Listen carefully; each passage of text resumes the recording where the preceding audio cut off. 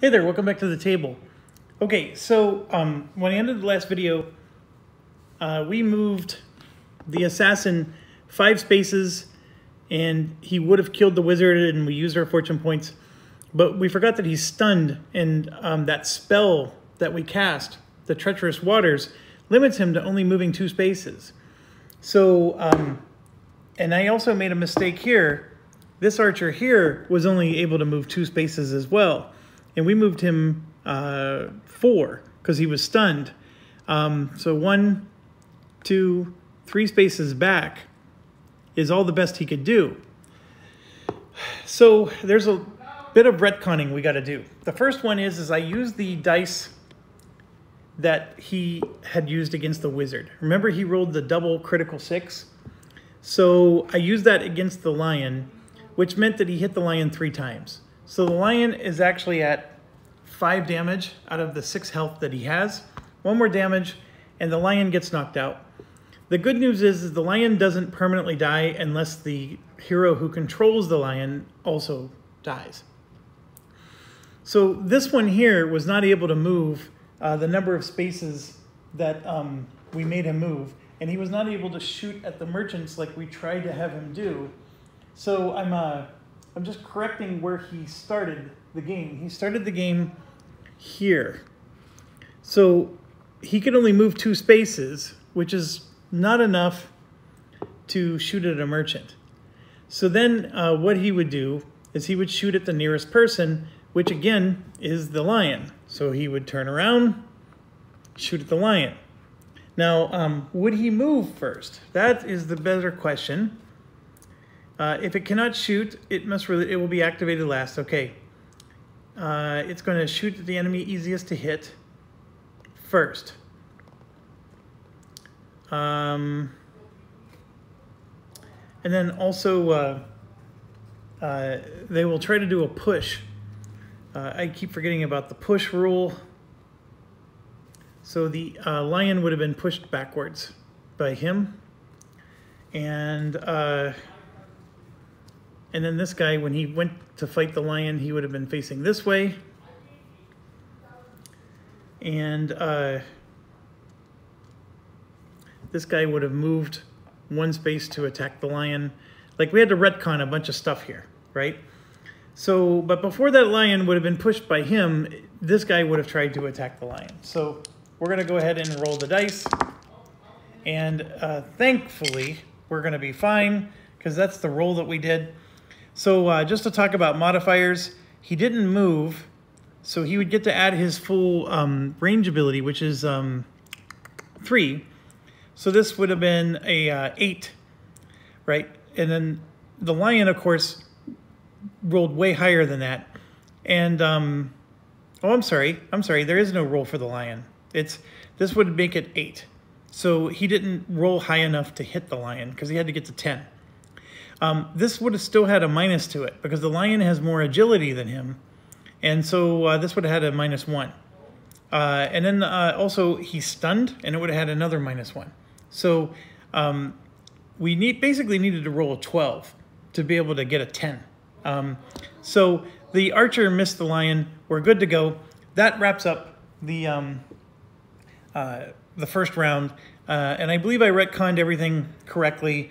I have to remember that the way push works is if it's equal size or lower, you can push them back a space. And I think that's also true with the lion, but you can choose.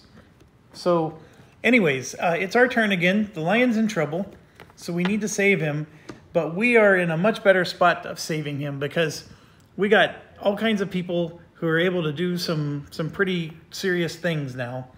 And which one do I want to do first? I think I want to get that water elemental onto the board. That's one of them. The lion, of course, needs to... Let's see if he can finish somebody. We have, the warhounds that are under attack right now, and it'd be nice to finish them off. These guys have shields now, so they can block hits. So it's going to be a little harder to take them down. And we also have our archer here. Remember, we do have some spells, but I don't need to use them yet. And yeah, let's see what we can do. So if I cast the water elemental, I believe it gets to go the turn. No, I gotta look that up too. Because if I cast an elemental, I don't think it activates this round. I think it has to wait another round before it gets to activate. It's a little slow building to get that water elemental going, but usually if you're dungeon romping, it's not so big a deal. We also have another permanent spell going on that's causing everybody to be stunned, and that would cause them to lose their stun if I cast the water elemental. So maybe that's not a good idea. The stun's a little helpful. I'm not saying it's a lot. The water elemental, though, it's almost like having another lion on the field. It's pretty tough. Oh, what do I do? Well, let's firstly look up whether or not the water elemental activates the turn that we cast the spell. I think that would be our logical first step. So I'm going to pause.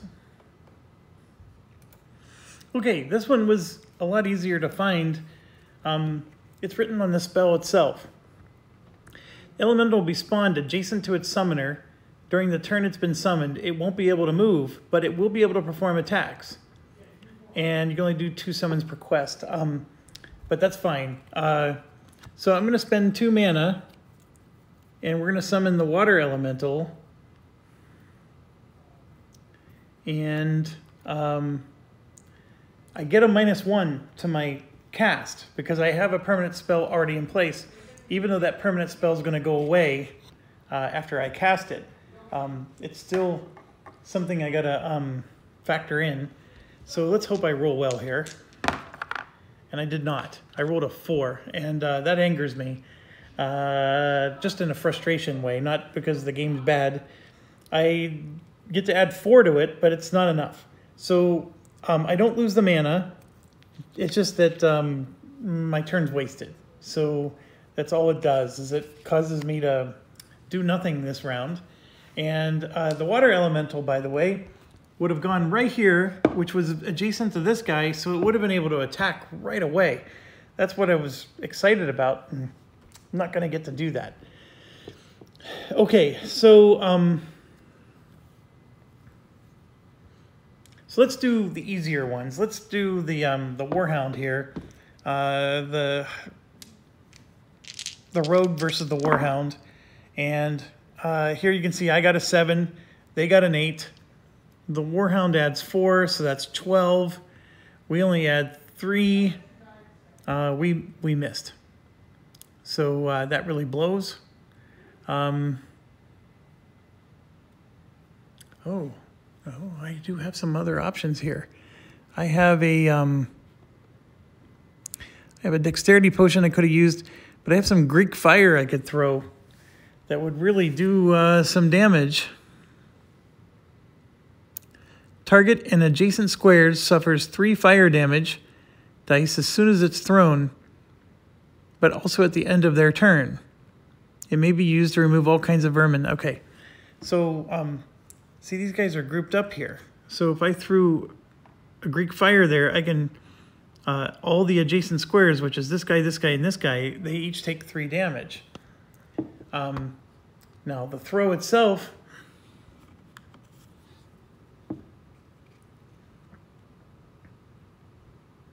the range is 3. So I'm here, and I can just throw it 1, 2, 3. That's where the lion is. So I can't quite throw it far enough to do that. But I'm looking at, you know, I got a mana potion. Let's see. I got a strength potion for the paladin. A healing potion for the barbarian. All right. I don't want to go 2 bunkers with the potions because it's going to cost money to replace them. But so I did nothing with the Hobbit, and then let's go ahead and use the Barbarian now. And you can see I rolled poorly, but so did they. However, the Barbarian does not have... Actually, he has 5 combat abilities. So 3 plus 5 is 8, and 4 plus 4 is 8. So that's a tie. there is no no shield, because or highest agility wins in the case of a tie. The agility of the barbarian is 3 and the warhound is 4, so the warhound wins. Oh, come on. Come on. That blows, but let's see if there's anything here. I think that you get a +1 if you're attacking a smaller target. I would swear you got a +1, which the warhound is a smaller target.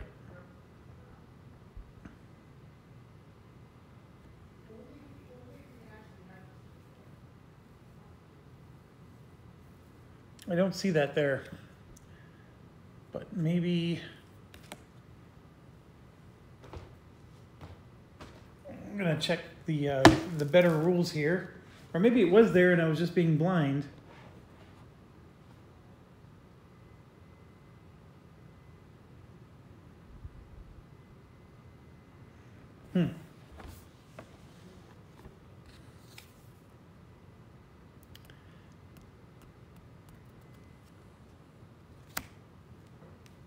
Yeah, there's nothing to it. So, all right, well that stinks. So both of these warhounds, we didn't do anything against them. So we're once again still locked in battle. The lion. I need to kill something. I'm gonna go ahead and try to attack this guy who's not damaged, but he now has a shield. So there's gonna be some extra factors here. And we rolled really well with this guy. He rolled a 9. We're not doing well here. This is a 12 for him.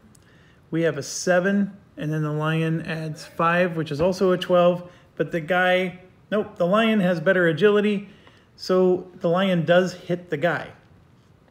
The lion is going to roll 5 dice, but this is where the shield comes in. So with a shield on melee combat, and of course, it doesn't explain that on the melee combat thing, but I'm just going to go ahead and grab the screen. It explains what shielding does.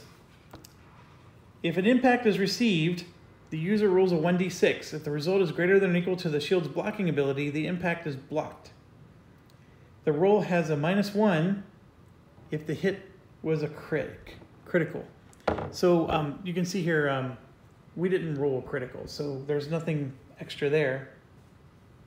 Double critical overrides any possible blocking. Shield is regarded as light cover, but not against this type of attack. And they can push if they won the opposing roll, if they have the shield. And a character may re-roll all shield blocking rolls, but then they won't be able to activate on their next turn. So I don't think that's going to happen. So the one thing that gets confusing for me is it says, if an impact is received, roll 1d6. I'm assuming impact means that you actually did damage. So they could block the damage. So here, I'm gonna roll 5 dice. Let's see if we hit him. His armor is 3. So here you can see I hit 4 times, okay? These 2 are crits. So he can't block those, but he could possibly block these.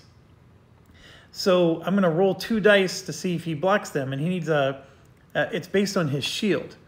So the human bandit, 5 or better in this case. So, yeah, and I keep forgetting this, but he gets a -1 to his attack on us whenever he's doing. There's so many things to keep track of. It's worse than Folklore the Fiction.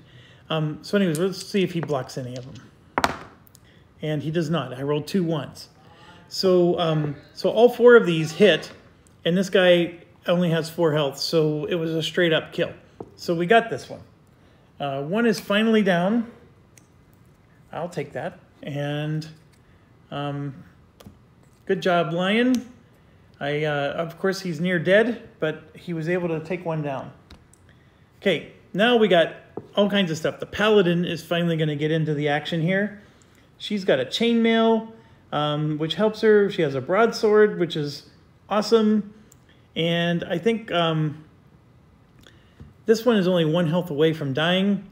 I would like to take out the assassin, but I think I want to maybe kill the one that needs to be killed. Get that out of the way first. So my archer,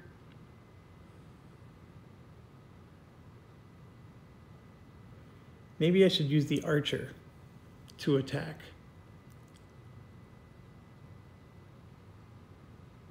Yeah, I'm gonna, well,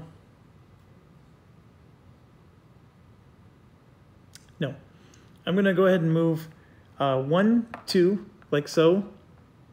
And then I'm gonna go ahead and attack this guy, and I'm gonna face this guy, but I'm attacking this one. So here we go. 4 dice. And that's a 5, and I rolled a 7. Now, I also have 5 combat ability, so I made sure that that was really high. So 7 and 5 is 12, and he has 5 plus 3 is 8. So we blew him out of the water, and we get to roll 4 dice. And remember, he has his shield. I rolled a crit, so that lets me add a 5th die to the thing. And so here you go. I have 2 that can't be blocked. He only has 1 health left. And I also forgot that he has a -1 to everything. So his roll would have been even worse. But the good news is he's down. So he may have blocked some, but it didn't matter. He didn't block them all. And so guy number 2 is down. All right, so far so good. And we're only on turn 4 here, so I think we're doing great. The mage didn't get to do anything because his spell fizzled. And now we're going to do the archer. Now I could go after their archer, but I actually want to kill the assassin. He's my priority 1. So remember, we've got to get to a 10. Our archer has a combat ability of 5 when it comes to archer. So we rolled a natural 10. So even if we had a -1, it's not going to matter. We nailed it. The thing was 1, 2, 3 spaces away, so there was no -1 because of that. We didn't move, so we didn't get a -1 because of that. Let's see. He has stealth, which just means, yeah, there's nothing that would have caused us to get any negatives. And the fact that we rolled a 10, he's not blocking this. Okay, so his armor is a 4 because he has the leather armor. And our bow basically says that it's going to hit with a 4 or better. So we roll, what do we roll? How many dice do we roll for the bow? If we do a range attack, I know with the melee attack it's strength. For the range attack, it is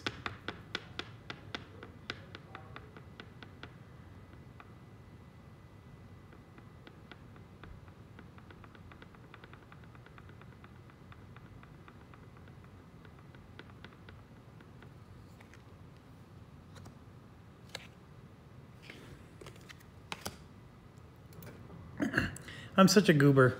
I read the weapon wrong. I said he needs a 4 or better.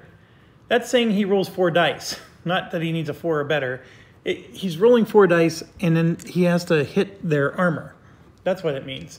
So we just roll 4 dice, and the assassin's armor, like we said, is a 4.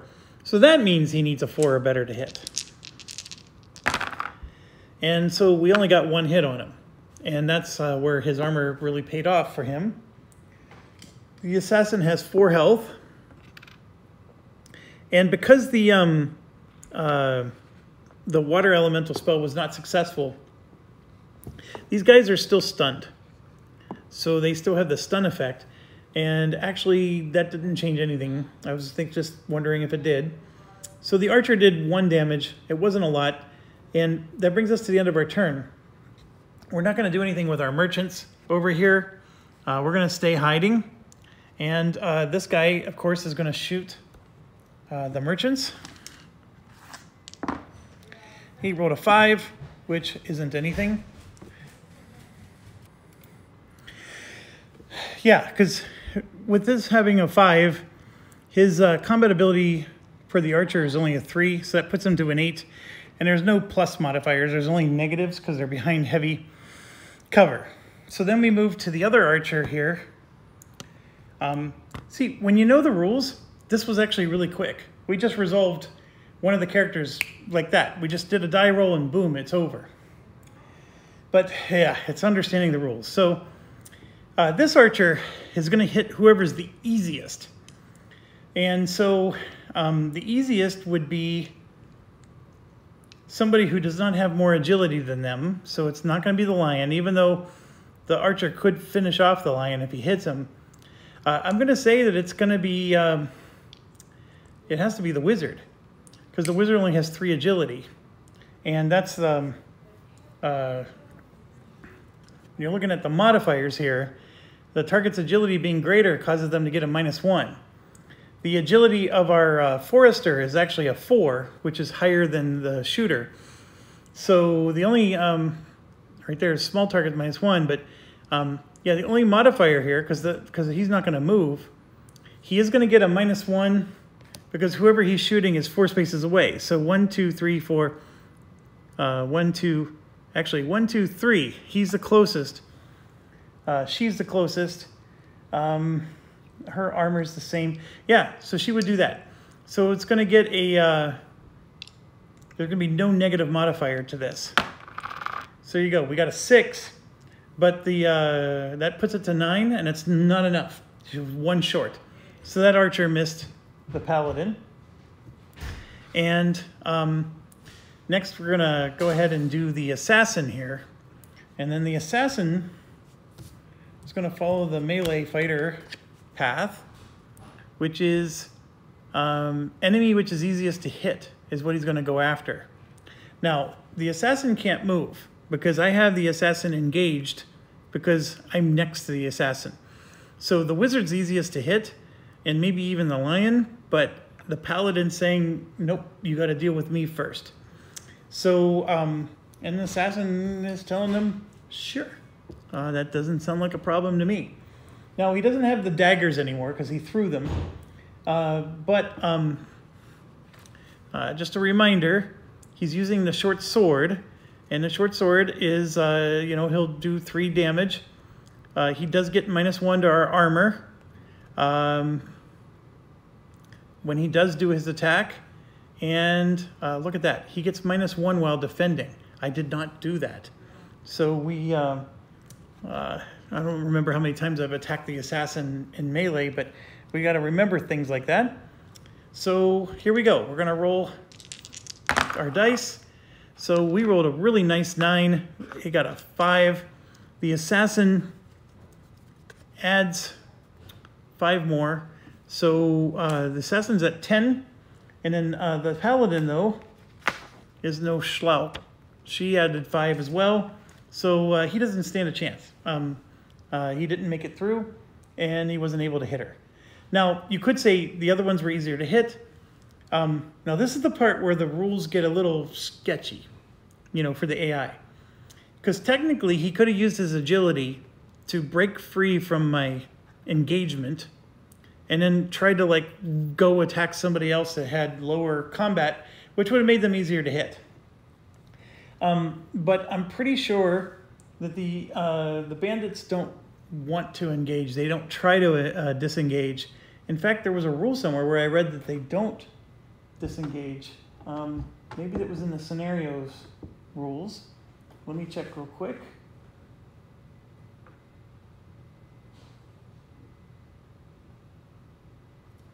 Who are not engaged will at all times choose the merchants.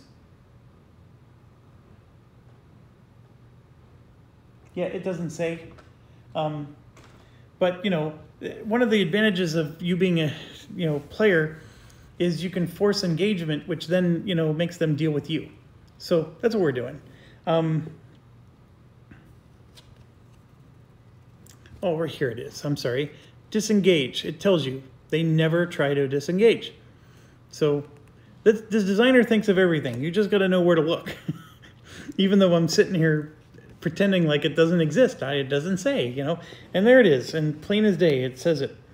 In fact, these guys never try to disengage either. This is the Warhounds. And then the ranged fighters, they will disengage. It always tries to disengage. So anyways, the only ones left are the Warhounds. So we're going to go ahead and just roll and see if our dice make a difference. And then we'll do modifiers if the numbers are close. The Warhound does add +4. So this is the one against the Hobbit. And that's going to be a hit on the Hobbit. That stinks. So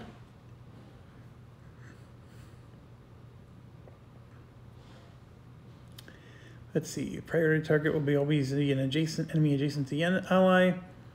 Fangs is 3, so it's going to roll 3. And the Hobbit's armor is 3. So 1 hit goes through. So I'm going to go ahead and let that happen. He only has 3 health points, but I won't spend any fortune points on this one. So 1 hit on the Hobbit. And then we're going to do the other Warhound. The one that was against the Hobbit, by the way, had a -1 because he's wounded, but it didn't matter. And then here we go. They got a 9 to a 5. That becomes a 13. But this other one's against the Barbarian, who adds 5, which becomes a 10. 13 is still greater than 10. And I don't think there's anything that changes that. Just looking at the skills real quick of the Barbarian. Can't pick them up with my fingernails. Okay, so he's tough. He's hardy. That just means he got 1 extra health. All right, yeah. So so he's going to now roll 3 dice against the Barbarian. And that would be 2 hits on the Barbarian. I have favor points even with him, but I'll go ahead and take the 2 hits. So 2 damage to the Barbarian. He has 5 total health. Now he's down to 3. Okay, now we're down to 3 turns left. And we still got things to do, people to see and things to kill. The mage is no longer in a position where the water elemental will be able to attack because there's nothing adjacent. However, there is a quirky rule in the game where this permanent ability that's making them get the -1 to all their abilities, I can attack with all the other characters and then summon the water elemental last. And even though this stun goes away, that prevents them from moving and all that stuff, I can still leave them stunned while everybody else is attacking them. And then it only gets removed at the very end. So it's pretty cool. So what we're going to do is we're going to try to do... well, let's start with the back here. The Barbarian is going to attack that Warhound. And so 7 to 10 is not good. I know we get to add 5, which makes it 12, but the Warhound is adding 4. So 12 to 14 is not going to cut the mustard. So Warhound stays alive again. It's ridiculous. And so then we're going to do the Rogue. Same deal. We got an 8. They got a 6. They had 4 to 10. We had 3 to 11. So we finally got through, but we only have 2 damage dice. We do get to reduce their armor by 1. So 2 damage dice. And remember, this guy only has 1 health left.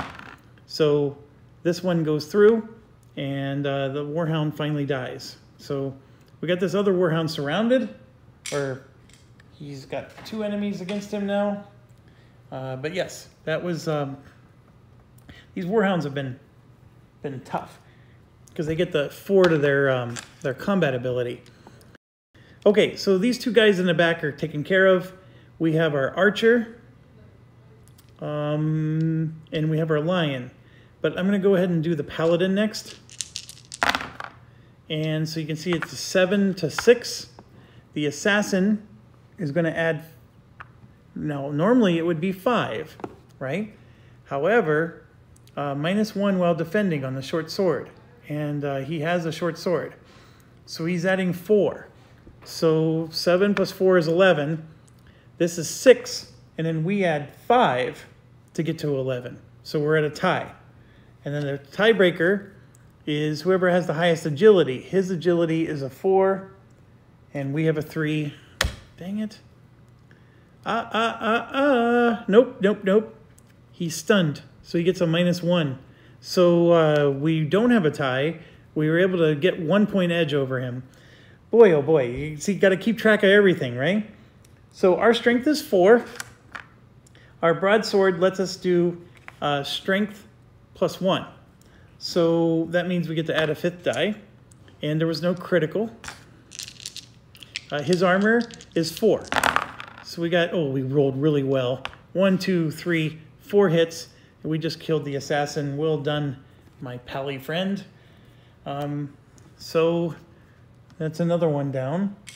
That's a big, big, big one. We really wanted to get that one down. And then, yeah, so we're done there.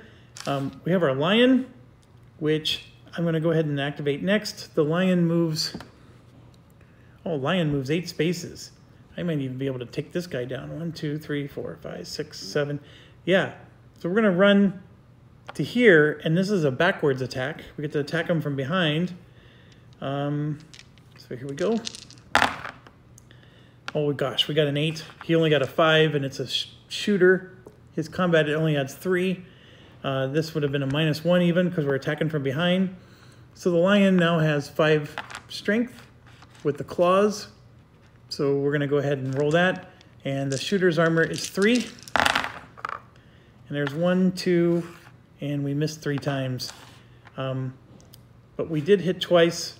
I don't think these crits do anything for this. But we hit him twice. We do 2 damage to this guy.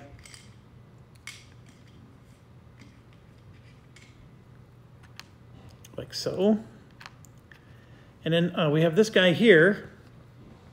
And our shooter is, what should we do? Well, first of all, let's see, do they do defensive shooting? There's no defensive shooting written on the back.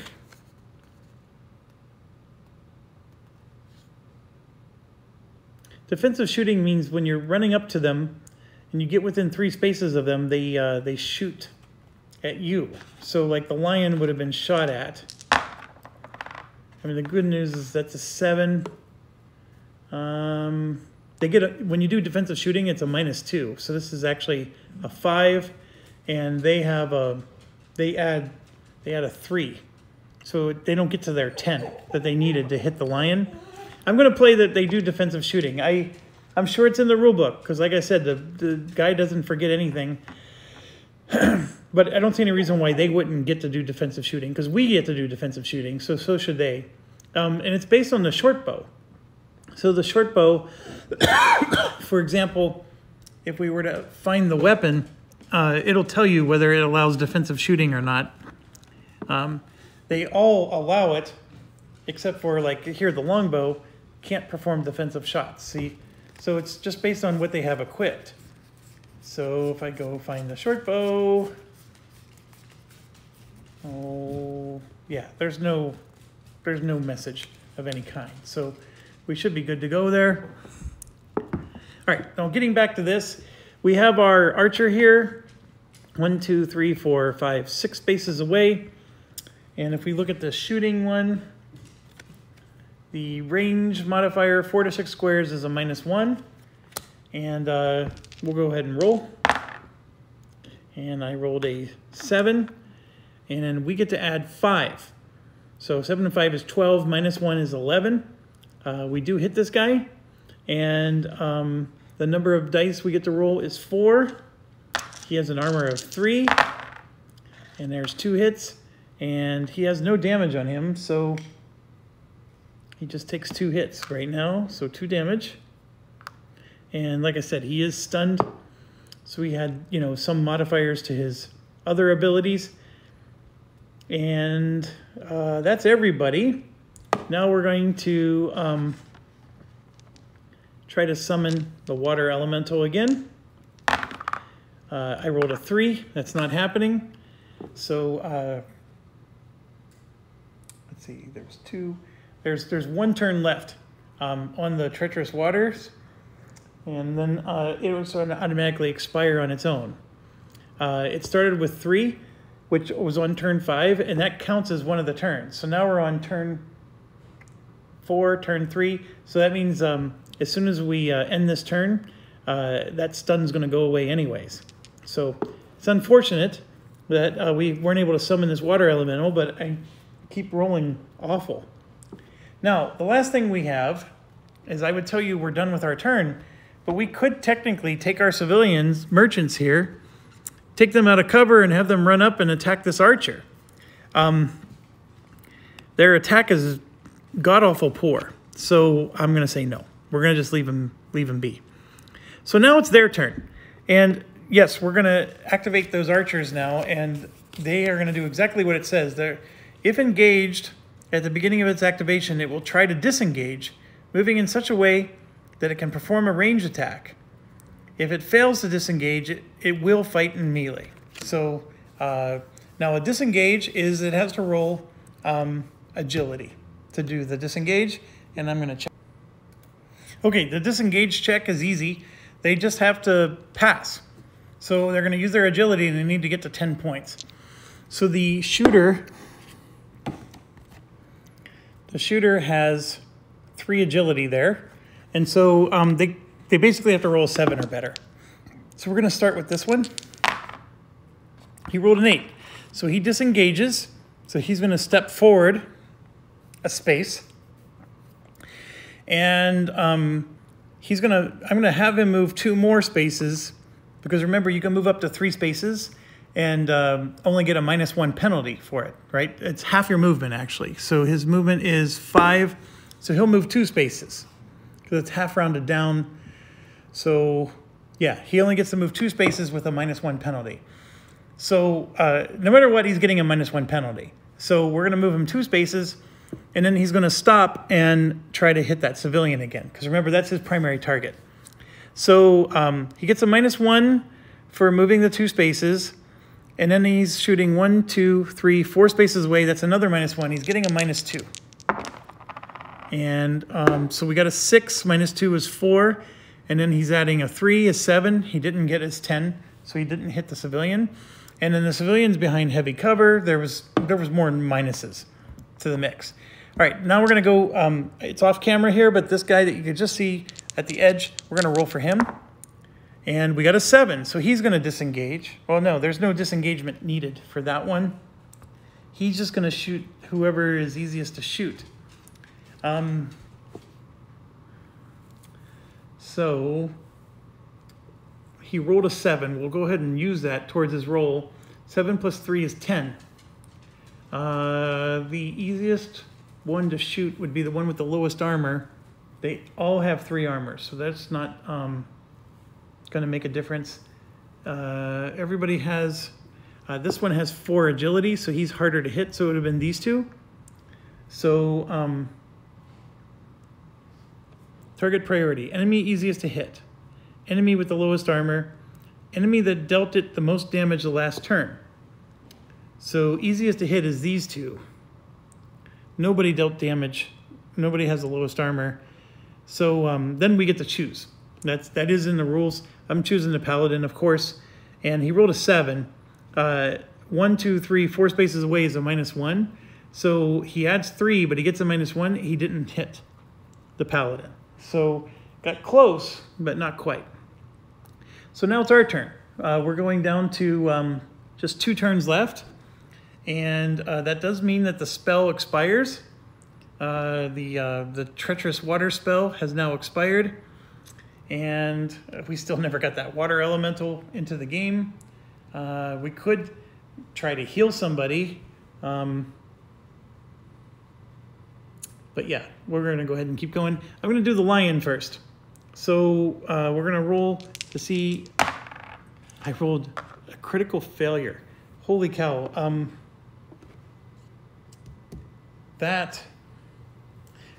So he was doing a defensive shot because we're trying to move in.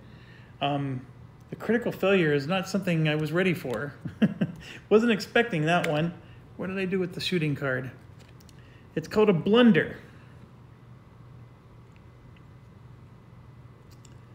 In case of a blunder, character's activation ends and hits the closest ally among those adjacent to the trajectory. Weapon breaking roll. If the shot fails with a single result of a 1. Yeah, I don't understand. It's too many sentences that don't connect. So let me. Okay, so one rule I wasn't aware of, but it didn't ever happen. If we had like, let's say there was a paladin here fighting, and I'm shooting at him. If I rolled a 1, like this roll failed to hit, like I'm shooting an arrow. The roll failed to hit, but one of them was a 1, then that meant I would have hit my ally instead. Now what this means is his activation would end, but he's not activating, he's doing a defensive shot. What it means instead is that he's actually going to possibly have his weapon break. So that's very funny. But if you look at the short bow, the blunder is a 1 or a 2. So now we just roll, and so his weapon did not break. So that's how that plays out. And yes, the 2 damage goes with him, and then the lion would go in, and here we go. So he rolled a hefty 10, but we rolled an 11. So that there's no need to look at the modifiers. The lion is going to be better. And we roll 5 dice. And he has an armor of 3. So we do 2 more hits, and so the archer dies. That was the archer I was most concerned with because it was too far away for everybody else to hit. So we did get the archer, which is good. And then now we just got this last guy here. And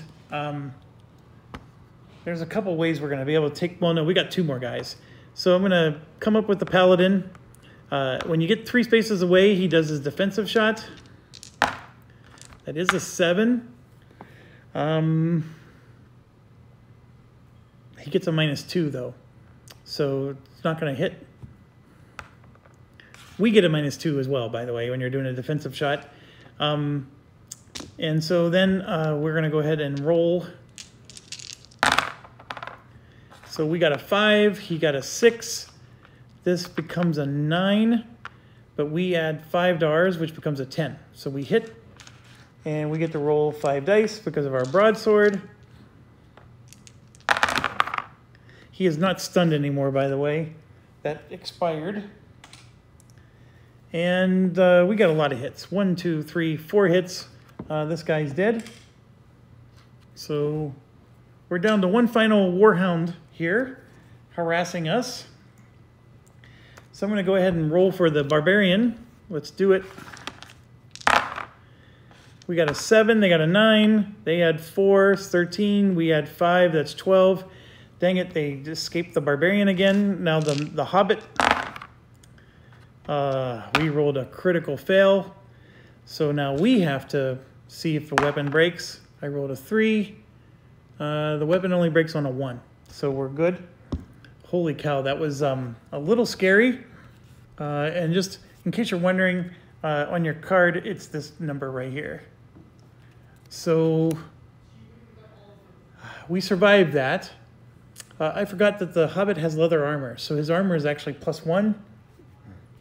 We may have made a mistake there at one point, but that's okay. So now our archer could try to hit this thing. So for example, I'm going to go 1, 2. We have 6 movements, so we can move 3, 4. 4 is the range to hit this thing.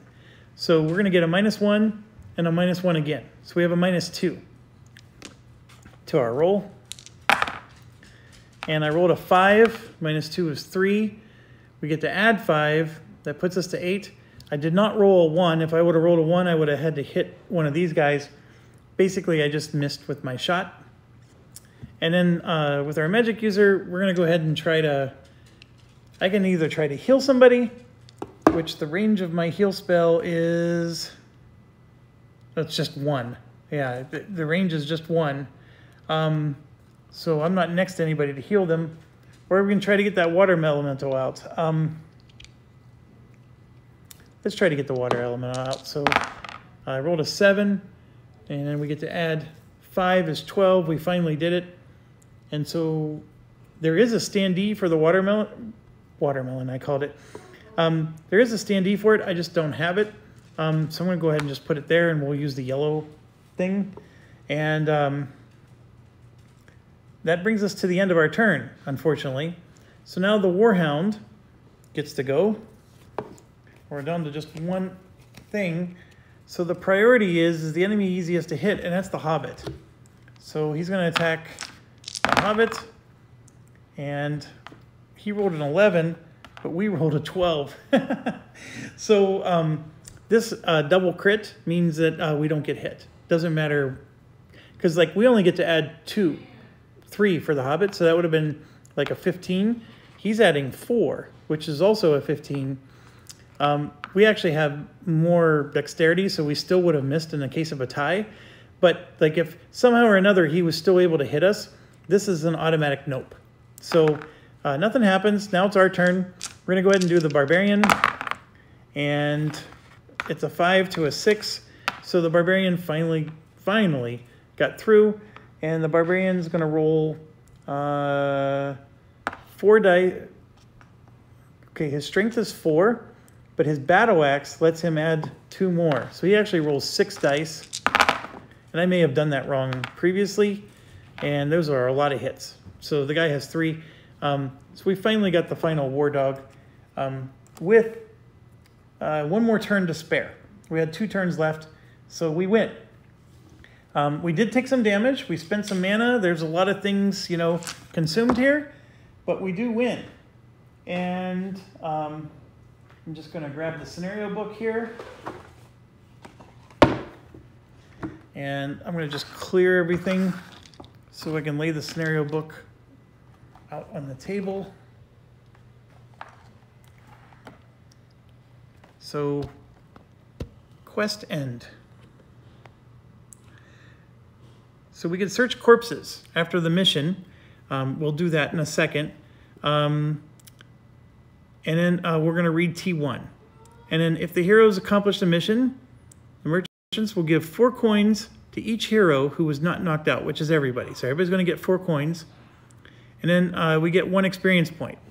And I don't know how to track the experience points. They don't have like anything to give you a tracker, but we'll figure something out here. And yes, we get 4 times the number of heroes is 5. So we're going to get 20 coins for that. So let me go grab that. 5, 10, 15, 20. That's really good, actually. And coins now are a party asset. So we got the 20 coins for completing the mission. The wizard actually had 10 left over. Then I got 3 from one character and 1 from another, and then 3 more from another. So we're sitting on 10, 20, 30, about 1, 2, 3, 4, 5, 37 coins. So that's a pretty good deal. I'll put them on the Barbarian's mana section since he's never going to have any mana. All right, and then we get to search the bodies. And I'm pretty sure that that's a perception check, but I want to make sure. So let me do that. Let's see if it's on the dungeon screen. I think it is.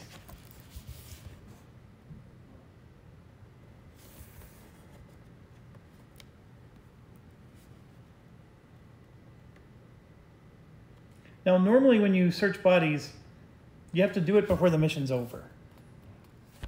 But this was like a special rule for this case, and it's not on the screen, so I got to look this up. Okay, it's pretty elaborate, actually, searching for bodies. So you can search corpses at the end of every combat, but before you open the next door or go into the next room, so it's that kind of concept.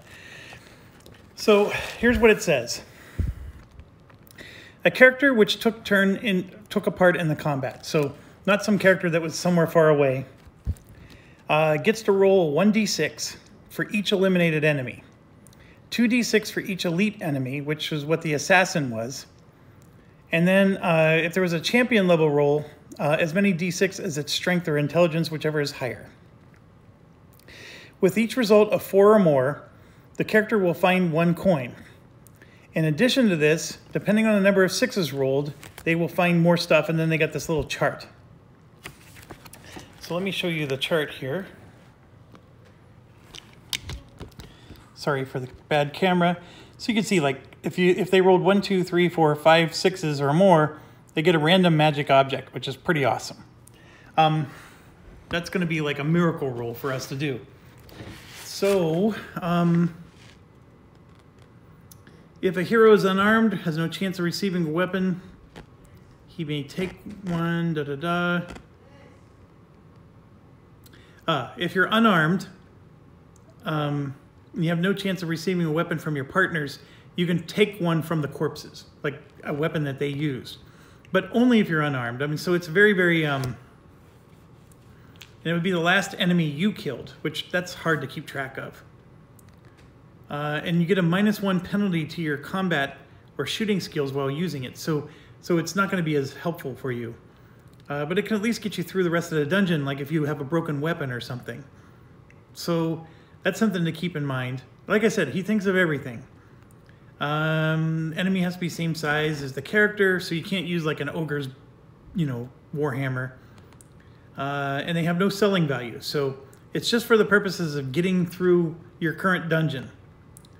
And you can also search other heroes who have been knocked out, but we're not going to do that. Okay, so this particular mission had 6 characters, but 2 warhounds. And here, let me just show you real quick. So you can see here we had 1, 2, 3, 2 warhounds for 4, 5, 6, 7. The assassin was elite, so that makes it 8. We had 1 more. So we're going to get to roll 8 dice. And yes, in case you're wondering, I'm watching motocross while I'm doing this. So 8 dice.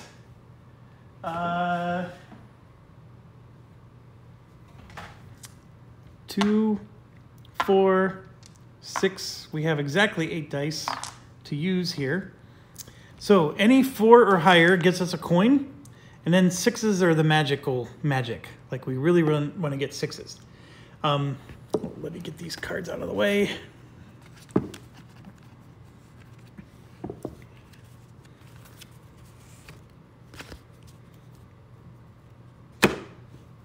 Get this out of the way.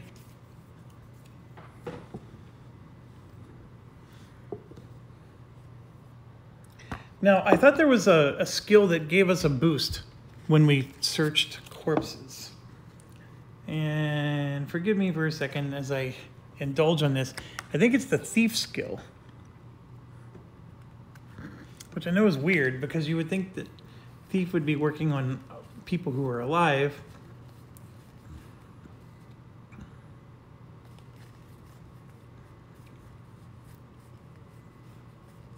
Right here, thief. You have a great ability to cover the most hidden possessions. You may reroll results of 1 or 2 when searching corpses. So if you roll a 1 or a 2, you could roll again. So that could be really powerful. Obviously, we don't have the thief again, but like if I would have picked a human instead of a halfling, I could have possibly, been able to add something to it. But anyways, here we go. We need 6s, or at least 4 or higher. The more 6s, the better. All right, well, that wasn't an awful roll. It was expected. This is a 2, by the way. So let's do the coins first. We got 1, 2, 3, 4 coins. So I'm going to put 1 coin in, and we're going to take 5 out. I got to reach all the way across the table for that. So we got ourselves some nice money off this, which is good because we need it. And then we have 2 6s. So now I got to go look at that chart again. For 2 6s, it says we get a random special object. So now there's random common object and there's random special object. I don't know what a special object is. Like I know what a common one is. A common one is this. So that little torch there is the sign for a common object. So this whole, you would get like one of those. So a special object, I mean, these are potions. I'll have to, let me check. I gotta check what the heck a special object is. In fact, there's not a lot of different types of objects that I'm aware of. Okay, yep, it's a potion. So this deck here is the special objects. And I have them sort of sorted, so I don't know like what's the good way to do this. I don't really want to shuffle them, but let's shuffle them.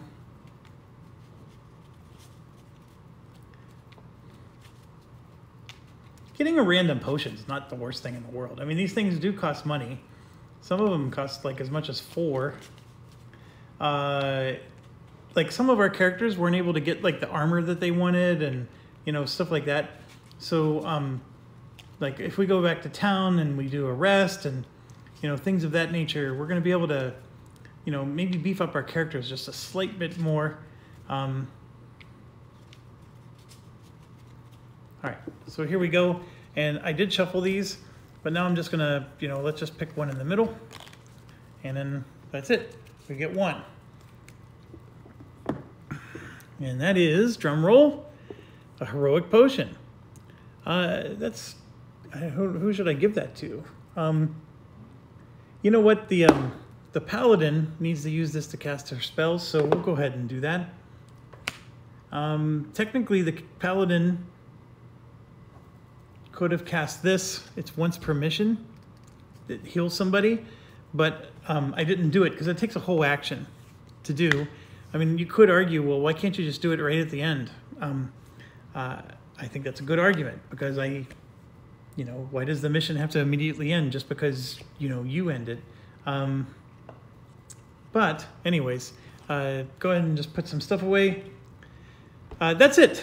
Mission's over. That was a successful mission for the most part. We did take some damage, but I think that was to be expected. We're gonna have to decide. So that ends week 1. So we're gonna be starting week 2 now, going forward. And we'll go ahead and move that up. So we're gonna start week 2 when we start the next video. So I'm definitely done. Okay, so what are my thoughts so far? It's hard for me to put this in words, but so let's start with the easy question. Am I having fun? Absolutely. Does this feel like a dungeon romp? Absolutely. Is this the best dungeon romp ever, like the way some people on Facebook said? I don't know. Has it been ruled out as the best one ever? No. So here's the thing. I always contend that the best non-D&D, I mean, you know, arguably the best dungeon romp is with a dungeon master who's played by a human. Because how can you compete with that, right? CRPGs are what I grew up on because I never got to play Dungeons & Dragons with other people. Ironically enough, I played Dungeons & Dragons just this morning with a group. I'm doing it now in my adult life, but in my younger life, I never could. Dungeons & Dragons is fun. The amount of things that is possible in Dungeons & Dragons is amazing. But it's greatly determined, the experience you get is greatly determined by how good your GM is, your game master. If they're not that good, the Dungeons & Dragons game could be really flat. Now, with that being said, a game like Baldur's Gate, which is a CRPG, those are amazing because, you know, BioWare or whoever is Interplay, you know, made a few, like the Fallout game was awesome. Fallout 1 and 2 were amazing. And even the Brotherhood of Steel one was really good, but that wasn't necessarily a CRPG. Those, to me, are perfect. Because here's the thing, there's so much modifiers and things that modify the game that a computer is the best at keeping track of all that. So I really love playing these types of games on computers. So I have a lot of war games on computers, and I have a lot of dungeon romps on computers.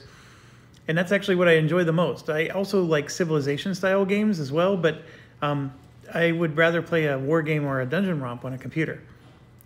I have, for many years now, been trying to play a board game that is a dungeon romp or a board game that's a war game. And games like Enemy Action Kharkov are amazing war games if they were on a computer. I actually wouldn't mind Kharkov at all if I was on a computer. But when I'm manually doing the turn and doing all the work, it falls really flat. So getting back to this game, and now to some of the more recent dungeon romps, I own Sword and Sorcery, the first act, or the first Kickstarter. I did not back the second Kickstarter, where they came out with another series of, it's like another act, couple acts of campaign. I didn't back it for two reasons. Sword and Sorcery, the AI cards are very similar to the AI cards on this, and they were okay. I didn't hate them.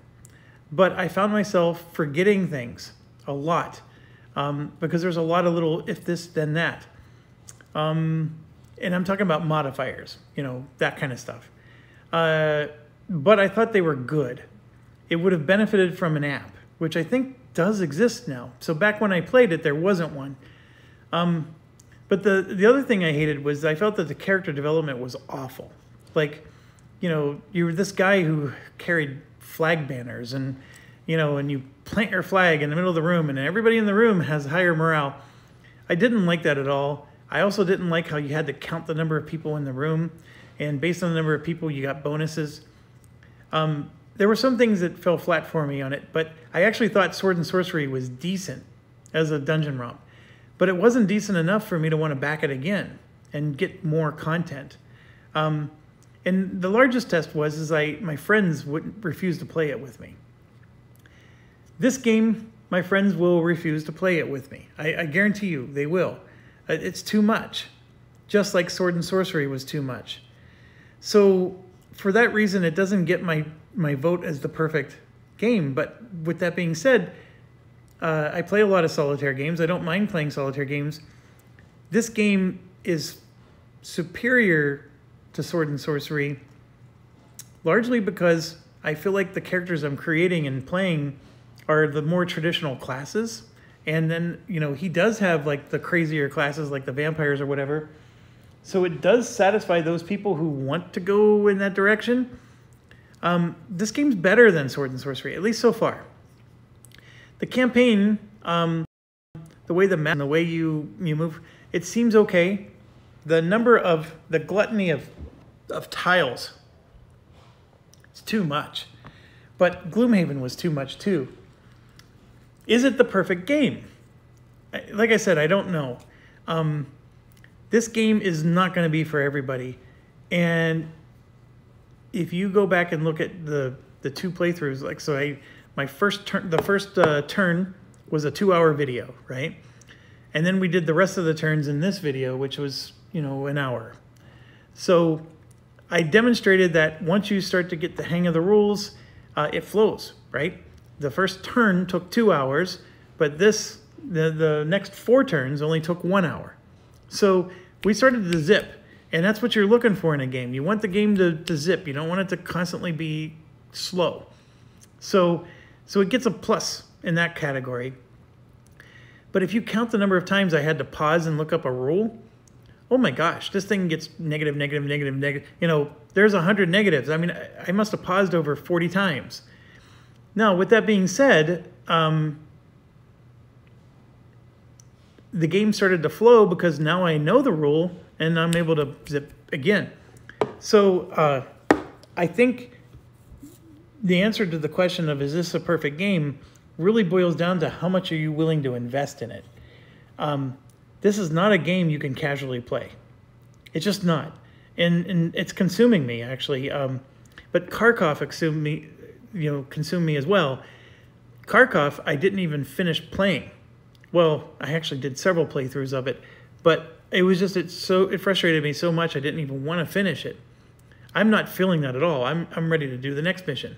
But man, oh man, this is an investment. Like, it's an investment in terms of cost because, you know, there's a lot of components, but there's so many.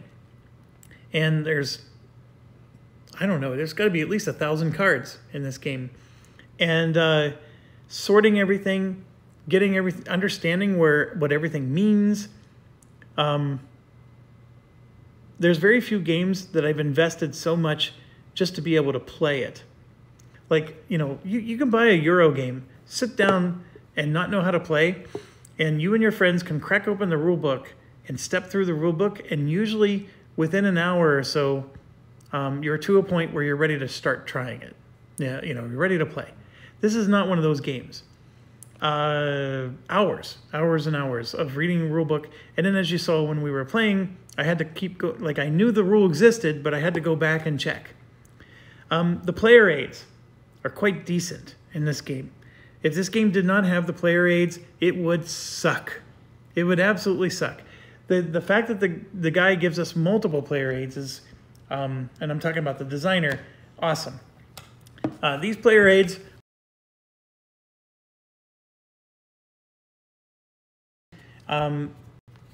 that's really good.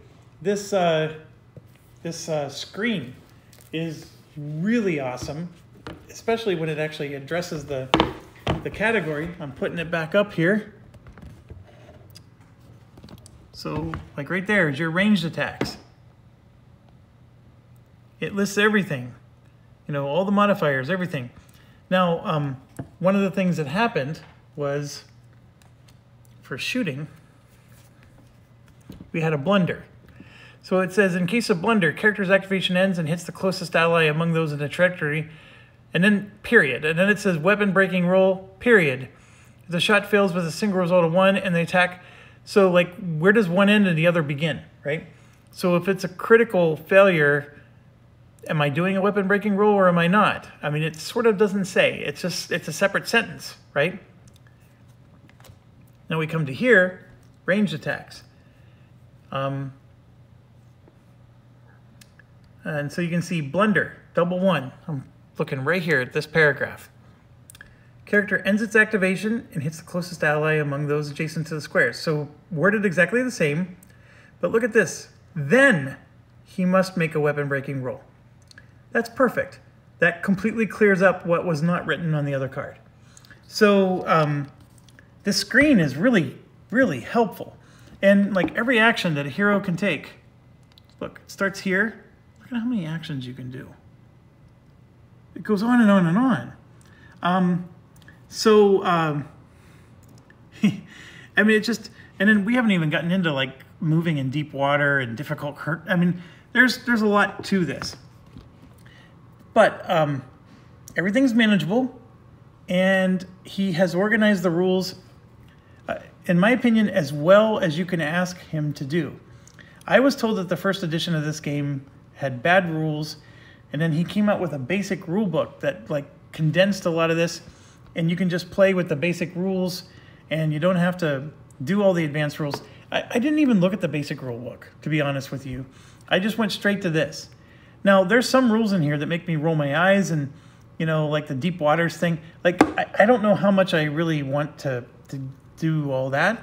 But, you know, is it the perfect game? I think it can be, because it basically does everything a computer would do. If you just have to be, here's the caveat, you have to be patient enough to want it.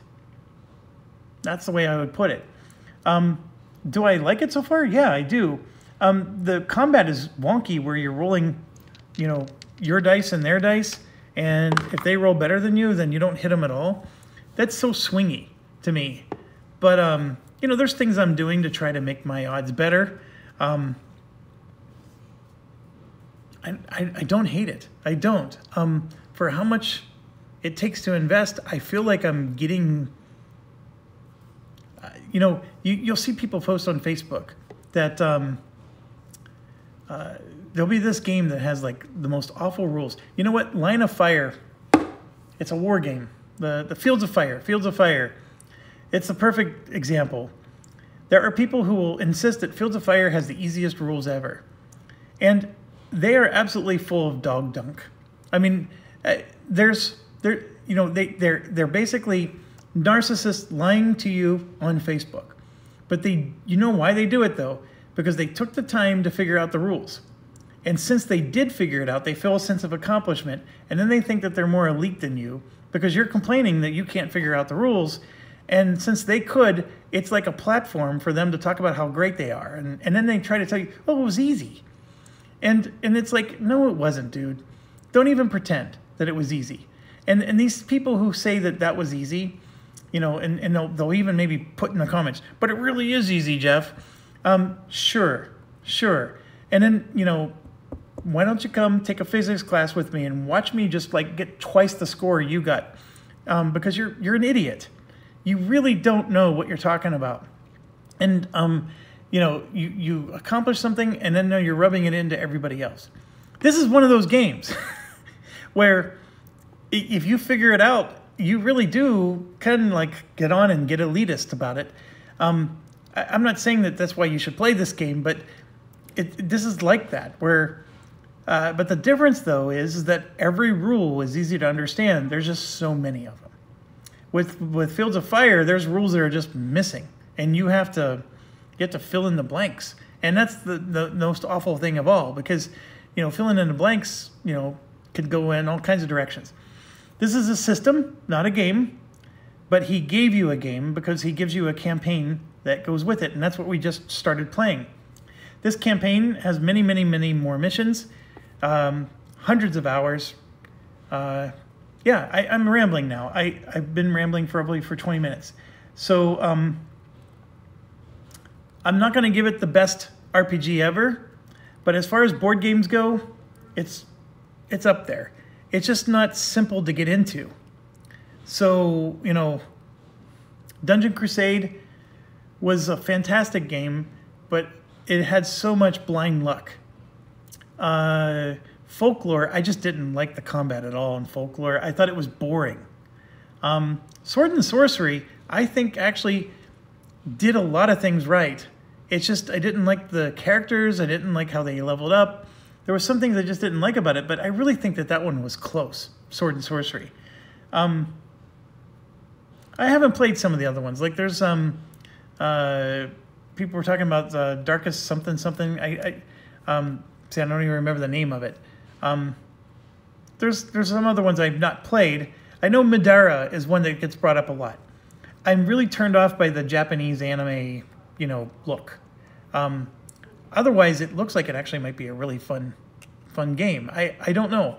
I didn't pay the $1,000 that it takes to have all the content, and you know, I probably never will. So I probably never will get to try it. The other one is MDK. I never, you know, that one's another really expensive game. I probably won't get that one either. And I never say enough nice things about games for a publisher to send me one for free. So that's not going to happen either. So I could be like one stop and always say positive things even when there's nothing positive to be said. And then I get free stuff. So it's my own choice, I guess. All right. Anyways, thanks for watching. As always, stay awesome. And we're going to be on to week 2 in the next video.